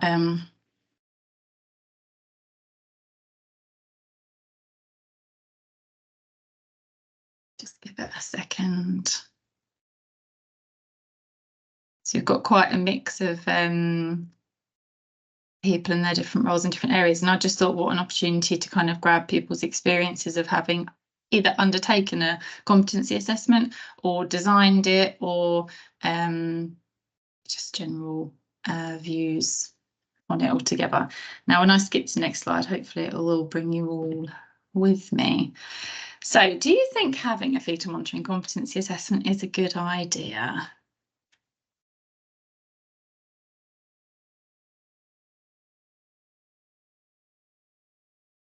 It's not obviously not a right or wrong with it, just wanted to gauge people's opinions. And I think so much of this monitoring may, you know, from the sessions that I've been able to watch, have been about challenging the status quo and thinking like, why are we doing this? You know, the discussion around fresh eyes earlier.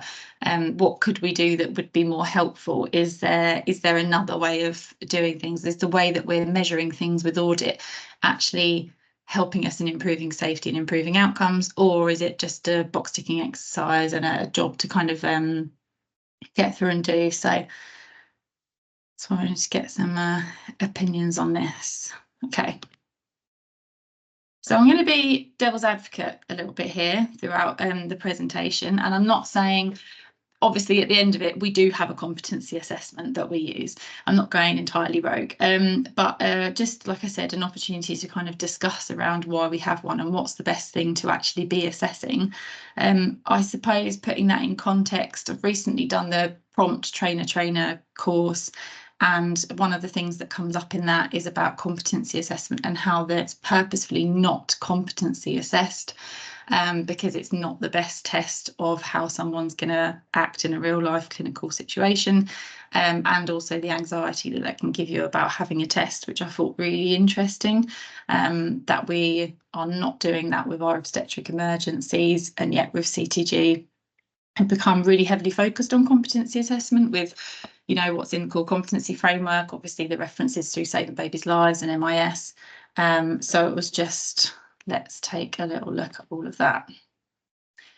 So how do adults learn best? How do you learn best when you're in a lecture theatre?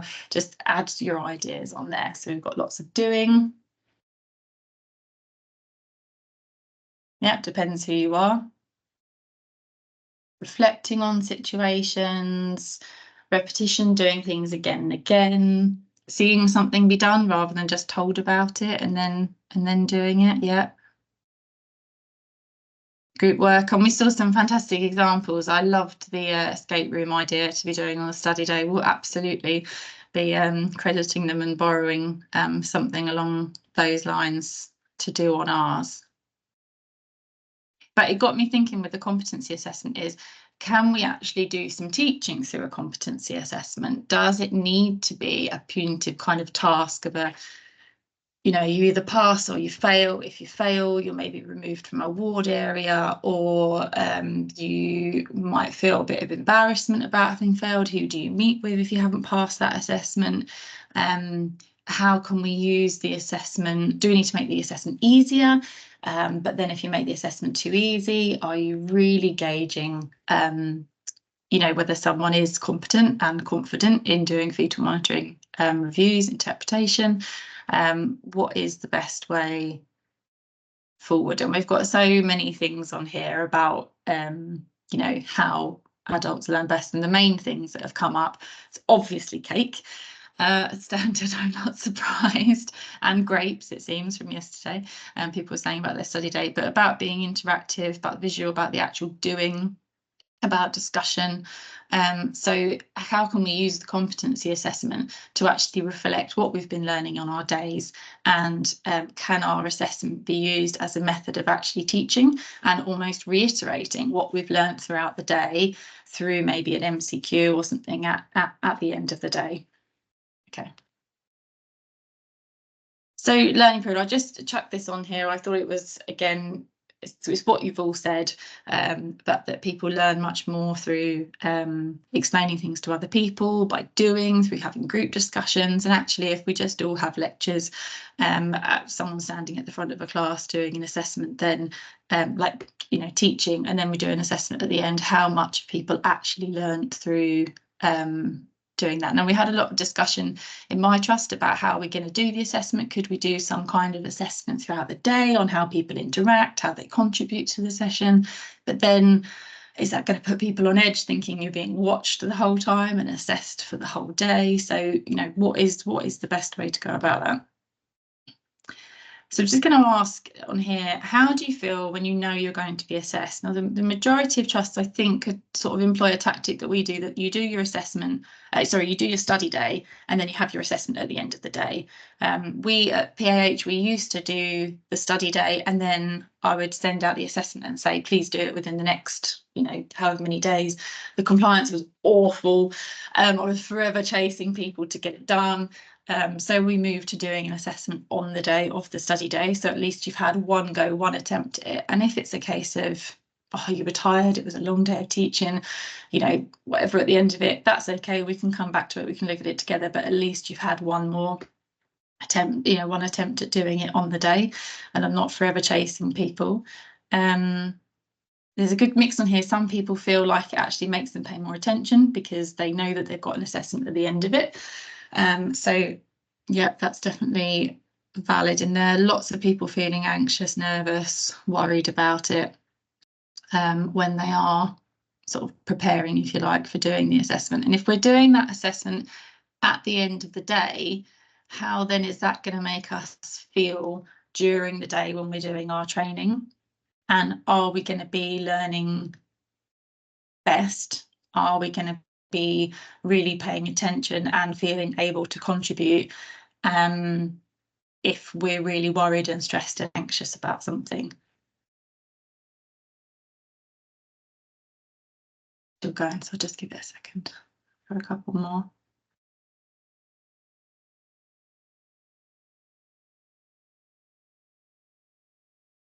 And I think, you know, there's a bit on there about depends on knowledge, and I think that's really relevant for some people coming to the study days thinking, yeah, I'm just a refresher, I've come here, you know, we do questions at the beginning of our day, like, how are you feeling about today? What are you expecting to gain from the day?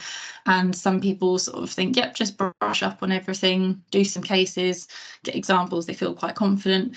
For other people, like ours are multidisciplinary days that are attended by everyone, and we might have, for example, a community midwife that's coming in that works in a booking team that doesn't do calls and isn't going to be likely working in the labour ward, but maybe they're on a home birth rota.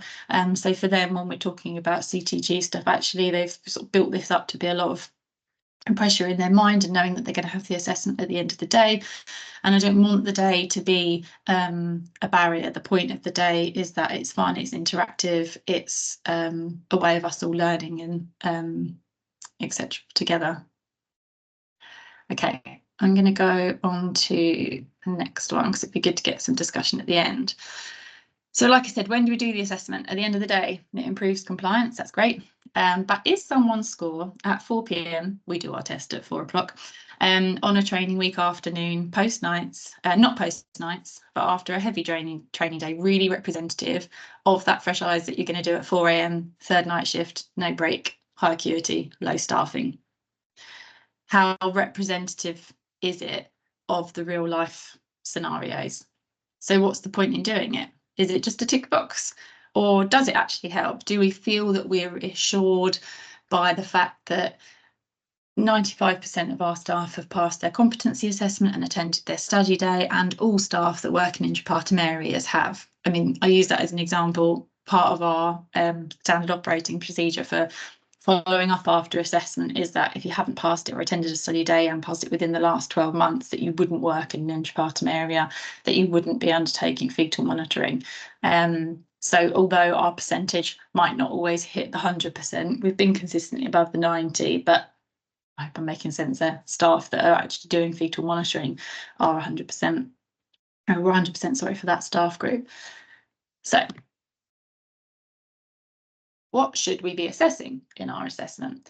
So I've got this little infographic, and I don't know why it's turned really tiny. It wasn't this small when I made the presentation, but anyway, it's an infographic that was taken from the last Each Baby Counts report, and it was looking at the babies for which different care might have made a difference to their outcome.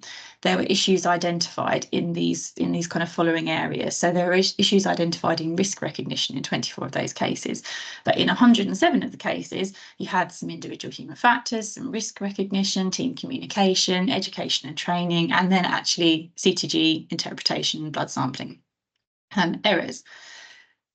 So if we only focus on CTG interpretation, then actually we're going to miss, you know, in our training days and in the assessment and whatever we're focusing on, then we're going to miss all of these other factors. So our fetal monitoring study days, you know, ours completely changed in 2020 when it came into post, and, you know, the fetal monitoring role became about.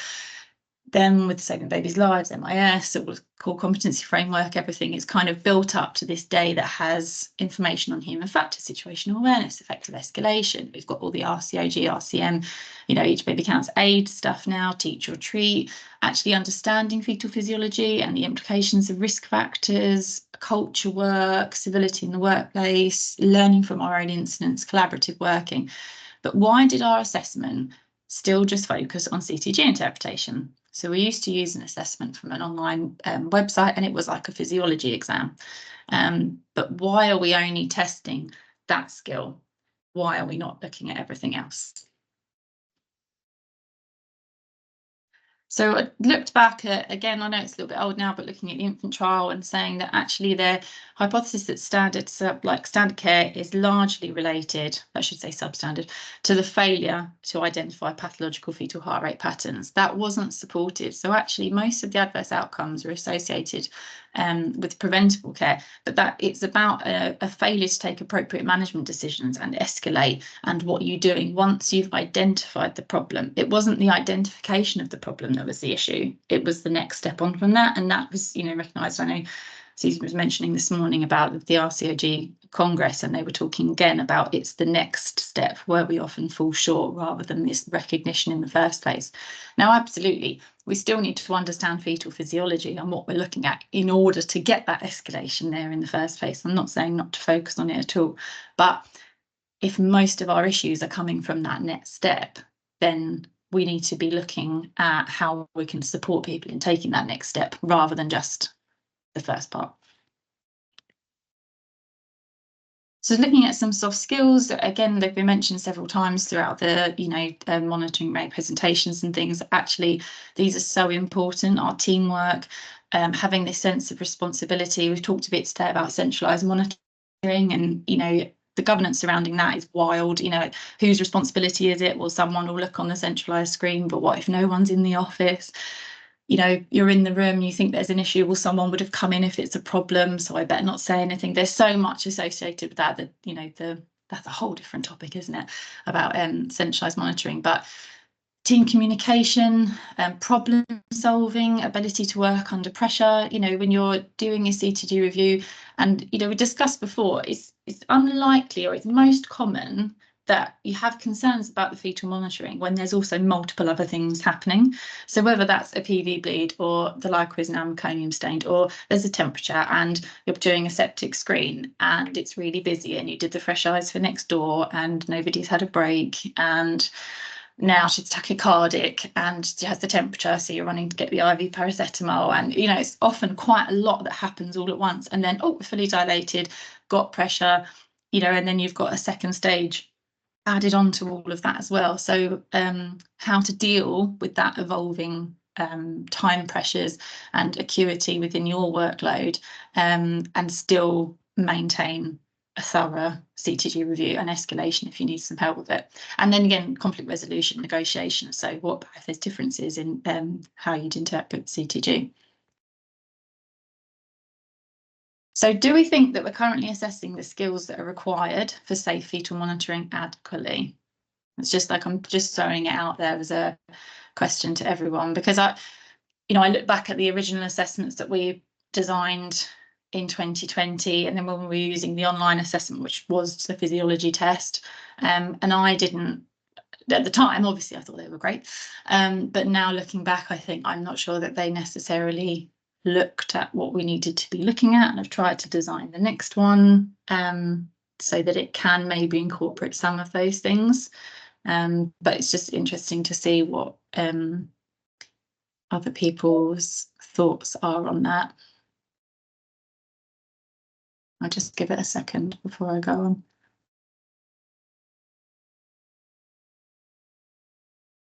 Okay, so a little bit of a mixed bag to some extent.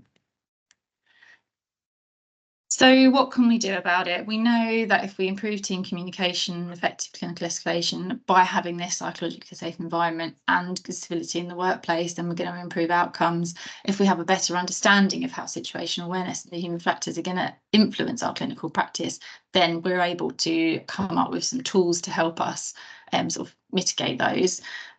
Looking at workplace challenges, staffing, acuity, how do they impact us? What could we practically do to improve that? Is it about saying at the beginning of the shift, you're kind of my buddy, things might go a bit wrong, actually, and you end up in theatre and then you're in recovery area and you're not next door to me anymore, but actually at the moment, should we go with a process between the three of us in these intrapartum rooms that at past we're going to help each other out with our fresh cares, and we're going to come out and we're sort of not going to plan to do any work in our room at that time because we're going to help each other out with doing that. What can we put in place to improve that?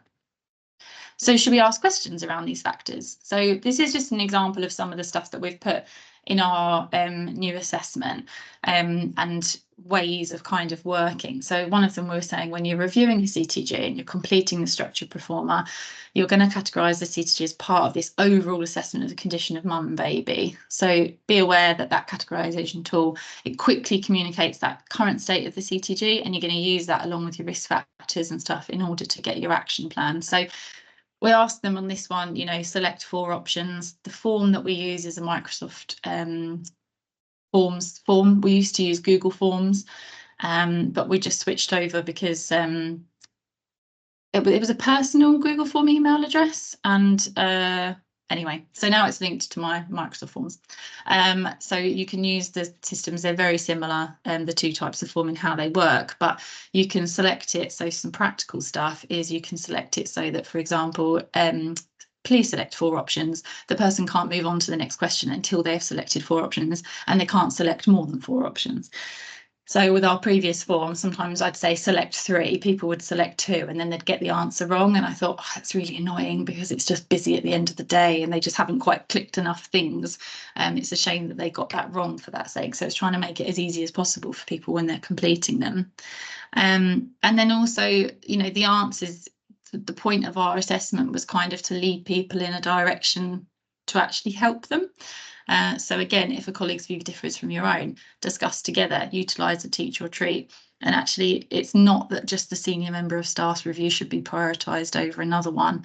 I've got another couple of examples here of them. So we talk about when you've got we use a physiological guideline, and our classification system at the end, the overall impression is the type of hypoxia. So we have a question on each of the different types of hypoxia and infection. And again, it's just saying, if you've circled that, then on your performer, what are you going to do about it? And who do you need to call? And our guideline is laid out as such that if you've said that something is, for example, with this question, decompensated, actually that's your coordinator and your obstetric team that need to know about it. We noticed from our MNSI reviews, actually we got some feedback recently from one that was saying, how do staff know what to do once they've circled what they've circled? What is the next step? How do they get the care plan from that? So we really try and go over that in the training days. And again, with the competency assessment, it was kind of just to support that. And then just, I think the last one I've got is an example there again. What do you do when you do a computerised CTG? In this case, you know, who are you going to tell about it? Which form are you going to complete? Because it's all that stuff around the processes and the tools that you use that we wanted to be included within. Have people got an understanding of who do I call and when? If I'm not sure about something, who do I tell? Who do I get to come and help me?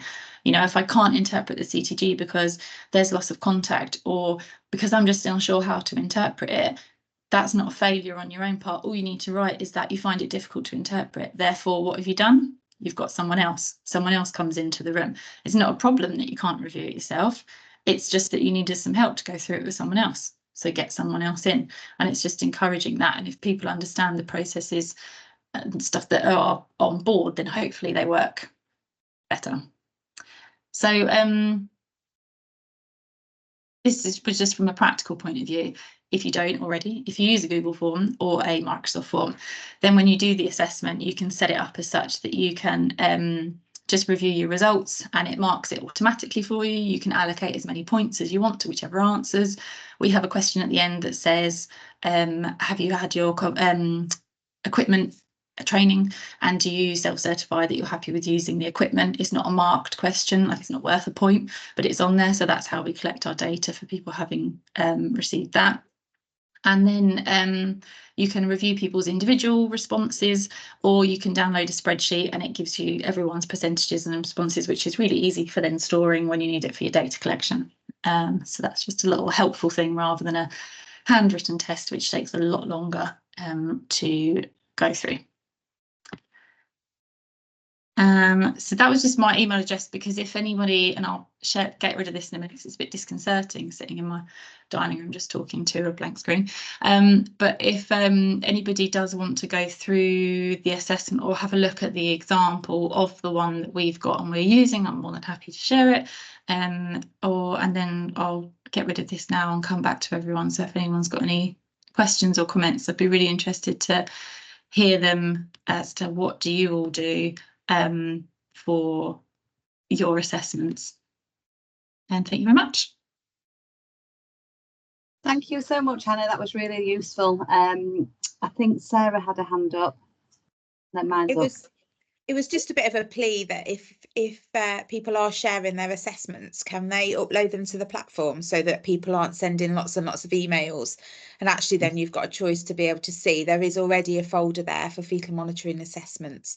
So if people are willing to share them, then please put them on the NHS Futures platform for the fetal monitoring leads to dip into as and when. Really, that was a bit of a plea. Also, Anna, great. So we use a Microsoft form, but we self-market still. And that's because, are you just asking your staff to use their phones to be able to complete their assessments? Yeah, so we ask them to bring their phones or a device or something with them for the days, because we use Mentimeter quite a bit for the interactive stuff through the day. And our trust did, most of our clinical staff have got iPads. Again, I don't know, maybe there was a big blowout on the IT budget. I don't know how that happened, but anyway, so they've got access to something to be able to bring. But yeah, they are mobile friendly, like the way it displays it. Or I say we've got a training team laptop, there's my laptop. If there are people that say it doesn't quite work on their phone well or something, then I just give them that to go off and do. Yeah. Maybe I need to try and work out how it's going to mark it for me, because that would save me half an hour at the end of each of the fetal monitoring days. I'll hand over to Rachel. I think a few are doing that, Sarah, where using forms now where it's marking it for them, I've heard. It's really difficult with some questions. Yeah, it's really difficult with some questions. So we've got a bank of questions within the Midlands that people can dib in and use with different topics like human factors, antenatal, that kind of thing. And they're not always markable.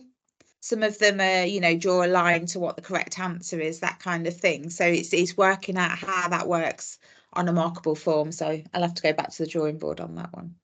There is quite a lot, the format that it lets you do, it's got quite a lot of options for the type of question you want to ask. So I'm sure there would be a way of, link this to this, or put, mark which one kind of goes with it. If you can, it's just getting the formatting right, because then it would save you so much time on, like I said, like marking everything. Because at the end of a study day, like I'm exhausted, like I just want to cry.